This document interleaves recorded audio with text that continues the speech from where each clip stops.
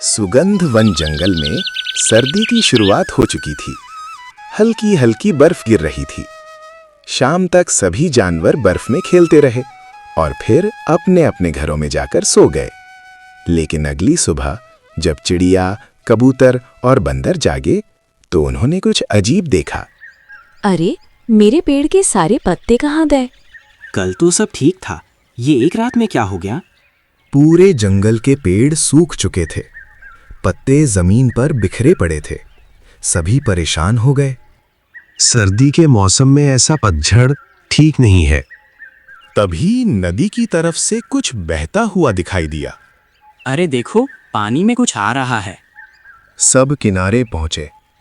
वो एक टूटा हुआ घोंसला था जिसके अंदर एक नन्ही चूजा सो रही थी। ओह, कितनी छोटी है। इसकी तो अभी आंखें भी ठीक से नहीं खुली। मोनू बंदर ने घोंसला उठाकर जमीन पर रखा। सभी उसे ध्यान से देखने लगे। इसके पंख सुनहरे क्यों चमक रहे हैं? सभी को उसकी चिंता होने लगी। उन्होंने फैसला किया कि उसे अकेला नहीं छोड़ेंगे। बर्फ से बचने के लिए सभी ने अपने घोंसले गुफा के अंदर बना लिए थे। इसलिए उस नन्ही चूजा का घोंसला भी गुफा के मुंह पर रख दिया गया। अगले दिन जब उसकी आंख खुली, वो सबको टुकुर टुकुर देखने लगी। मैं कहाँ हूँ? डर मत बच्ची, तुम अब सुरक्षित हो। हमें इसका नाम रखना चाहिए। हाँ, इसका नाम होगा चिंकी। कुछ ही दिनों में चिंकी चलना और बोलना सीख गई। सब उसका बहुत ख्याल रखते। आप लोग मेरा इतना ध्यान रखते हैं, मुझे मेरी माँ की कमी महसूस नहीं होती। एक दिन चिंकी खेलते खेलते एक सूखे पेड़ के पास पहुंची। वहां कटफोड़वा पेड़ पर चोंच मार रहा था। तुम क्या कर रहे हो? ऐसे चोंच मारने में मजा आता है, तुम भी कोशिश करो। चिंकी ने जैसे ही पेड़ को अपनी चोट से छुआ, पेड़ हरा भरा हो गया। सब एक साथ, अरे ये क्या हुआ? इसकी चोंच में जादू है। धीरे धीरे चिंकी पूरे जंगल के सूखे पेड़ों को छूकर हरा करती गई। करीब 45 दिनों में पूरा सुगंध वन फिर से हरा भरा हो गया। सभी जानवर खुश हो गए। कुछ दिन बाद एक अनजान लोमड़ी जंगल में आई। क्या यहाँ सुनहरे पंखों वाली चूजा रहती है? तुम कौन हो?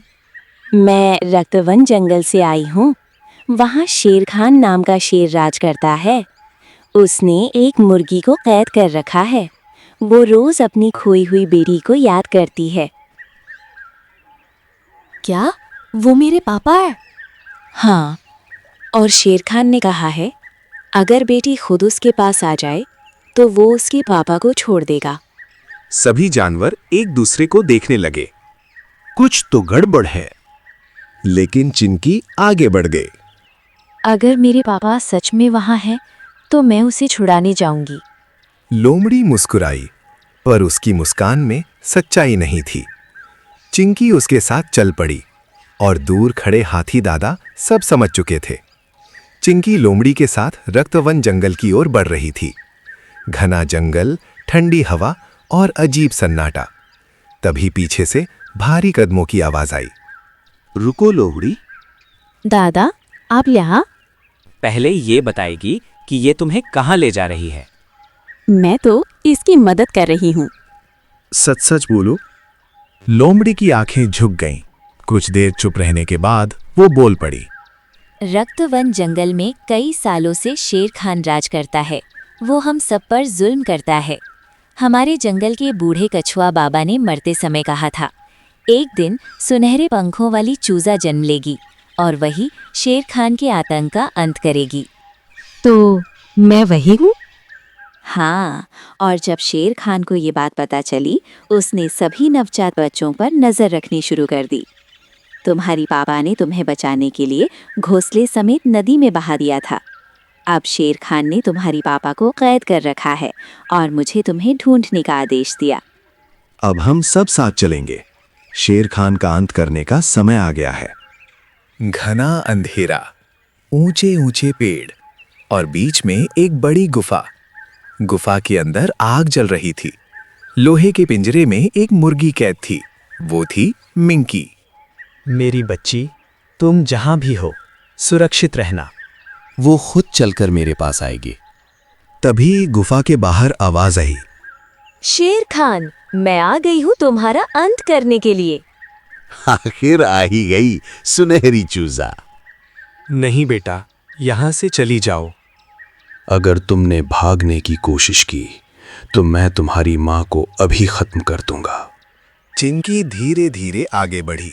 उसके पंख हल्के हल्के चमकने लगे। यही समय है। बंदर ने फुर्ती से पिंजरे की तरफ छलांग लगाई और दरवाजा खोल दिया। मिंकी आजाद हो गई। तुम सबकी हिम्मत कैसे हुई पिंजरा खोलने की? उसी क्षण चिंकी ने पूरी हिम्मत जुटाई और अपनी सुनहरी चोंच से शेर खान पर वार किया। जैसे ही उसकी चोंच शेर खान को छुई, एक तेज रोशनी फैली। गुफा कांप उठी। शेर खान पीछे गिर पड़ा। रक्तवन जंगल में पहली बार सन्नाटा नहीं, आजादी की हवा चली। मेरा बच्चा, तुमने हम सबको बचा लिया। आज से कोई भी जंगल डर में नहीं जिएगा। चिंकी अपनी माँ के साथ सुगंध वन लौटी। दोनों जंगलों के जानवर मिलकर रहने लगे और सुनहरी चूजा की कहानी हमेशा के लिए यादगार बन गई।